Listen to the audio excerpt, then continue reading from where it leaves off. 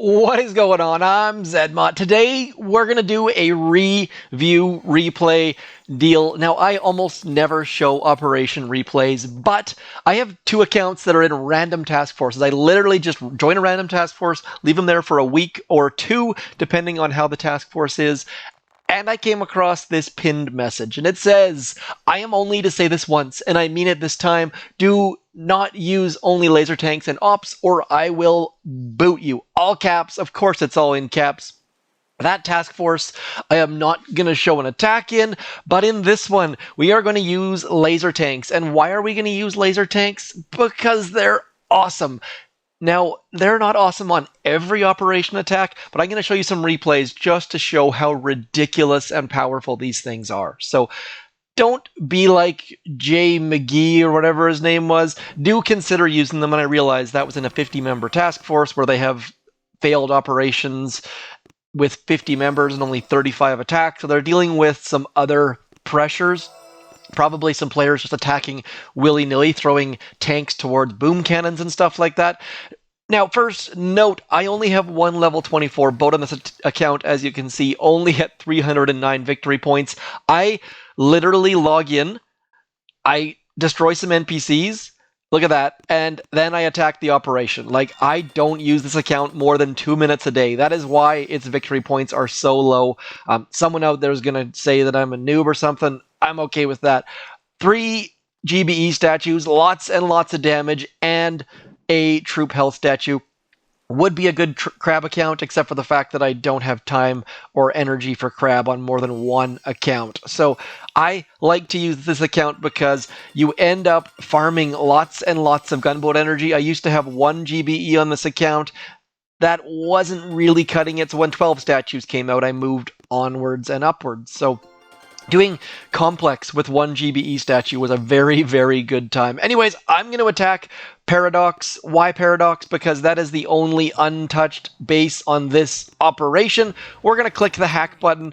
I'm going to flare that far away rocket launcher. And then we are going to use 2 smokes to get as close as we need to be to it. Did not get peaked by that shock blaster, which was good. Stopping right on the edge. Just a reminder, Everspark's range is 10.5 tiles, so you can generally estimate where the heck she's going to be. Don't need to throw critters even though you're next to a shock blaster because you have the delay. If you don't know what the delay is, please hit me up in the old-fashioned comments. Now, my initial plan was to keep her alive, which sort of failed. Now, I honestly have no idea how this is going to go, partially because I don't know if using only 1 boat of Lazortrons is going to work for us or not. We're going to give it a shot, and if you're wondering why I got rid of that left-hand side rocket launcher, it's because I just want to walk through all of this stuff. I just want to be able to cruise up this left side, clearing every single building in history was where that was supposed to go, but it ended up coming out as Bistery. Now, like, we are going to clear this entire left-hand side, and so I am going to throw a bunch of gunboat energy, remembering that I only have 2 GBE statues, towards this left-hand side rocket launcher. Now, I have been clearing my map using Lazortrons, and in the most ridiculous of fashions. I'll show you some replays from that once we move to my other account to show some replays. I gotta tell you though, these things are so utterly ridiculous and so strong that please give them a try. I know that a bunch of you commented and said, nope, rocket choppers are better, nope, critter cannons are better. I disagree. These things are the most fun, the most ridiculous. Rocket choppers, yes, you can definitely have some fun. Critter cannons, definitely fun as well, but for me, the bang for the buck is all about these puppies right here. Like, we just farm so much gunboat energy that it is completely and utterly absurd. We are about to get melted by that rocket launcher that's by the core. Probably, maybe should have brought Bullet, but I figured, you know what, let's just keep moving on forwards. We're going to have so much gunboat energy that it's probably not going to matter. As long as we can get rid of that final rocket launcher by the core, we should be in pretty darn good shape. So now the problem is we've got too many things shooting at us, and the shock blaster is coming into range down below. So I'm going to flare all of them. up to about here. Got rid of one. Need to throw a med kit. We are running low on health, but see, shooting right through buildings and crushing all of the defenses. Like, look at this left-hand side. If you're in a task force where you don't need to solo bases, this is the perfect way to set up a base. Now, that account, like I said, was in a 50-member task force, and 50-member task forces are exactly where Lazortrons should be used. The next person, if I don't finish this map, can just walk up and sneeze on it. Easy, easy finish.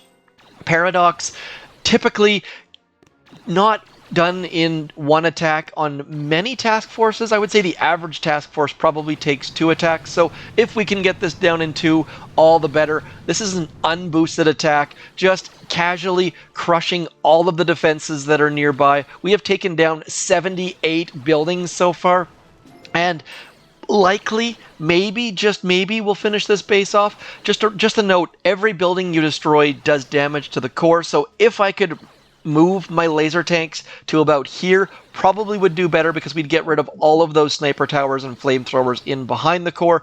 We are going to run out of time, but does it really matter? No, because this task force has a bunch of extra attacks. If we come out here, you'll see we've got 17 attacks to take down 2 bases that are completely and utterly on life support. So if I would have had 16 Lazortrons, would have been an absolute piece of cake. I was attacking with, what was that? Somewhere in the neighborhood of 7? So 7 Lazortrons versus 16. So if you have 16, do consider dropping them. I'm going to quickly change accounts and then I'll show you some amazing, amazing, amazing replays. So do stick around.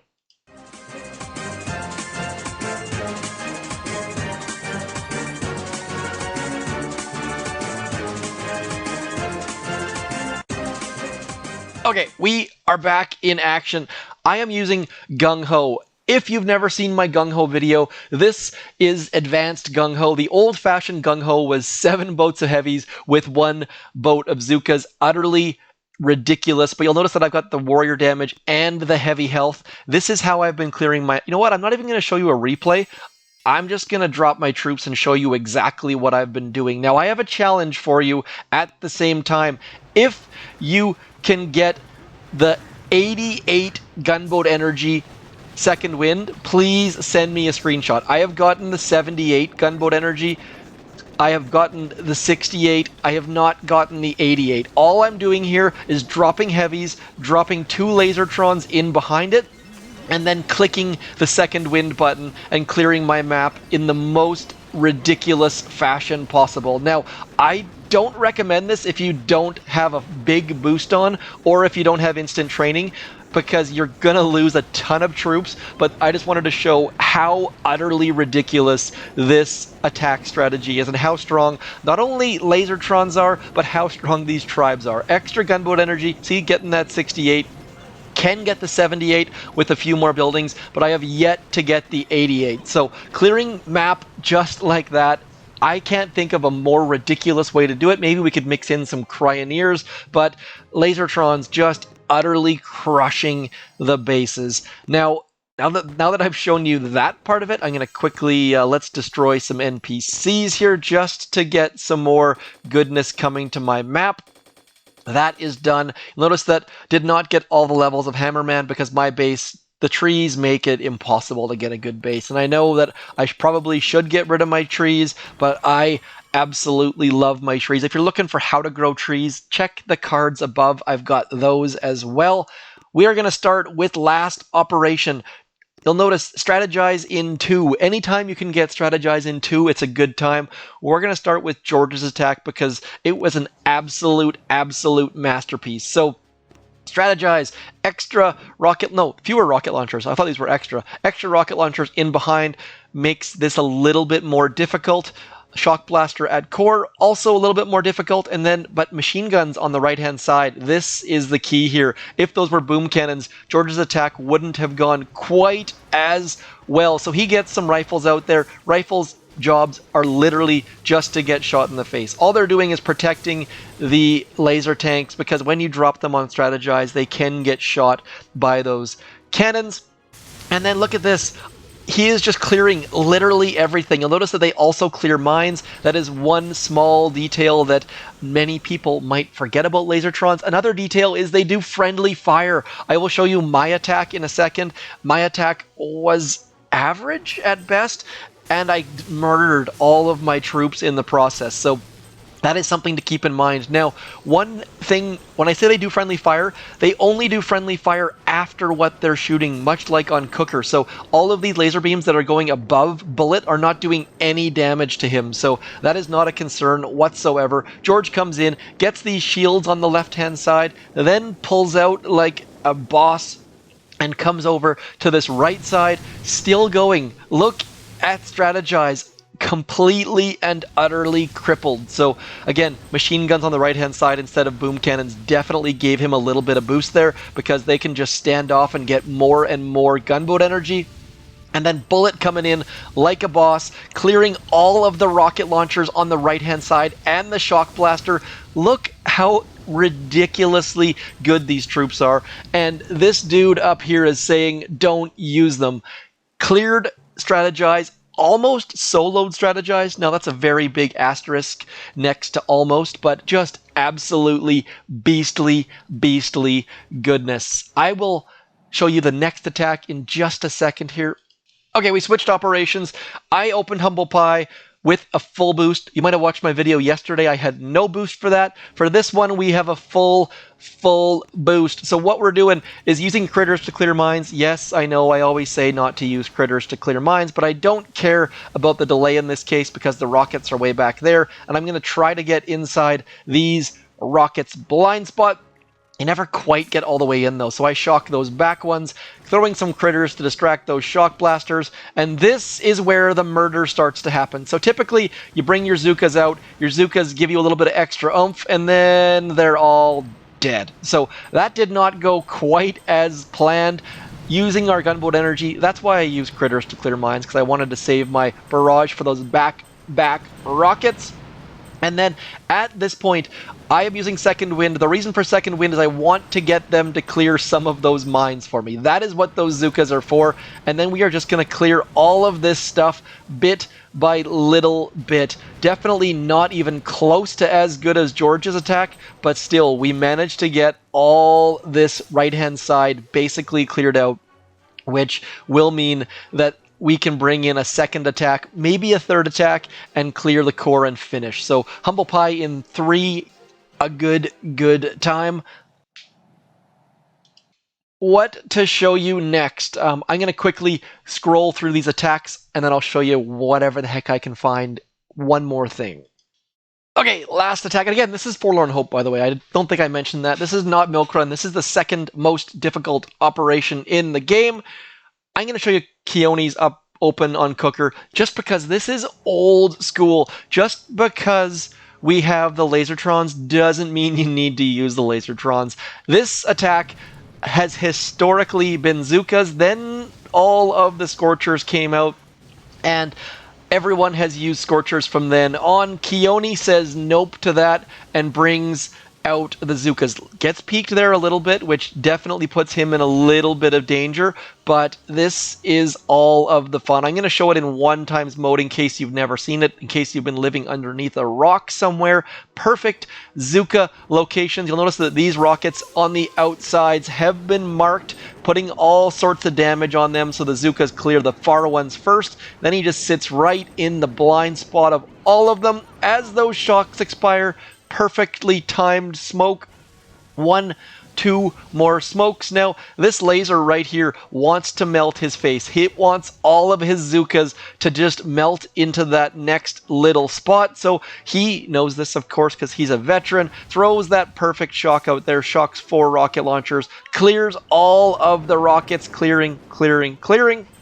And then gets back up into there. And watch this. throws that shock right there, knowing that his Zookas are going to leak right towards that laser range, and then just clears the remaining rockets like a boss, gets the heck out of there. Now you'll notice that he leaves the shields up. Leaving the shields up is critical because what it does is it means that whoever comes and clears for the core hit has some extra gunboat energy. So if you're ever doing that left-hand side cooker, try to leave those shields there. Keone does his best to leave them.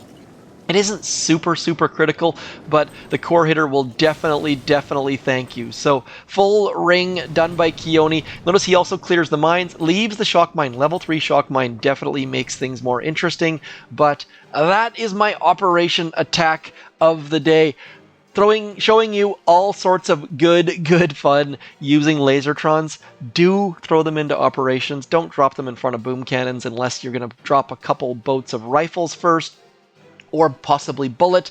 Anyways, that is all for today. Lots and lots of fun happening. Do make sure that you attack all of the stages of Dr. T, because that's going to give you some extra upgrade tokens. Not enough.